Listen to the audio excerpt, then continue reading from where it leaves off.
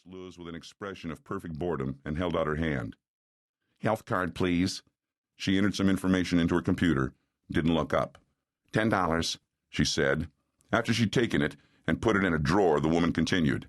"Your son's primary care doctor is Dr. Whitson, but he's unavailable today. Do you have another preference?" Luz wanted to ask why Dr. Whitson was unavailable, but knew that there would be no point in complaining. If Dr. Whitson wasn't here, he wasn't here. Asking about him wouldn't bring him back. "No." She smiled, trying to establish some connection. "Sooner would be better, though." The woman consulted her computer screen, punched a few more keys. "Dr. Jadra can see Ramiro in 25 minutes. Just have a seat and we'll call you." The words just popped out. "But there are no seats." The woman flicked a look to the waiting room over Luz's shoulder. "One'll turn up any second." She looked over his shoulder. "Next." While Ramiro dozed fitfully, Luz picked up a copy of the latest edition of San Francisco Magazine. There were many of them in the room, all with the same cover photo of a strong Anglo businessman's face. Luz read English well and soon realized the reason for the multiple copies. The story was about the director of Parnassus Health, her insurance company. The man's name was Tim Markham. He had a pretty wife, 3 nice-looking children, and a dog.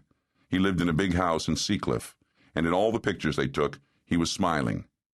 Luz cast a glance around the waiting room. No one was smiling here. She stared at the face for another minute, then looked down at her sick boy, then up at the wall clock. She went back to Mr. Markham's smiling face, then read some more. Things were good in his life. His company was experiencing some growing pains, yes, but Markham was on top of them. And in the meantime, his patients continued to receive excellent medical care, and that was the most important thing. That was what he really cared about. It was his lifelong passion. Finally, a nurse called Ramiro's name. Luz folded the magazine over and put it in her purse. Then they walked down a long hallway to a tiny windowless room with a paper-covered examining table, a sink and counter, a small bookcase and shelves. Posters of California mountain and beach scenes, perhaps once vibrantly colored, now hung faded and peeling from the walls. Ramiro laid himself down on the table and told his mom he was cold, so she covered him with her coat. Luz sat in an orange plastic molded chair, took out her magazine, and waited again. At 12:22, Jadra knocked once on the door, then opened it and came in. Small and precise, completely bald, the doctor introduced himself as he perused the chart. "Busy day today," he said by way of apology. "I hope you haven't had to wait too long." Luz put on a pleasant expression. "Not too bad. We're a little short-handed today. 20 doctors and something like 8 have this virus going around." He shook his head wearily. "And you're Ramiro." "See." Her boy had opened his eyes again and gotten himself upright. "How are you feeling?" "Not so good. My throat." Jadra pulled a wooden stick from a container on the counter. "Well, let's take a look at it. Can you stick out your tongue as far as you can and say, 'Ah'?" That examination took about 10 seconds.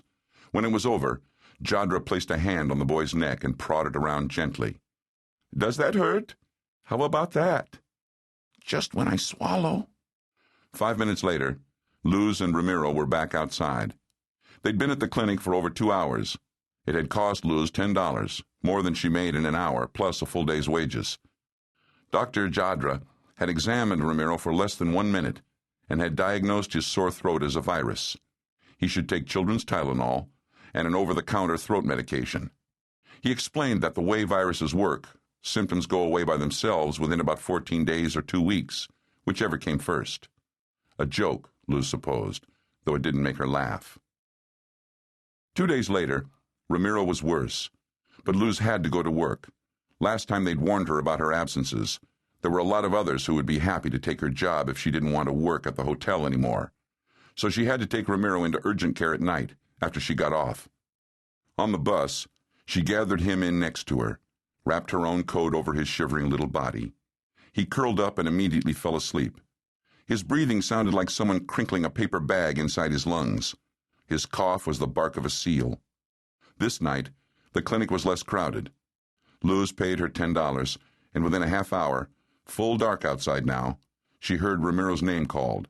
She woke her boy and followed a stout man back into another tiny office, similar to Dr. Jadra's, except there was no art.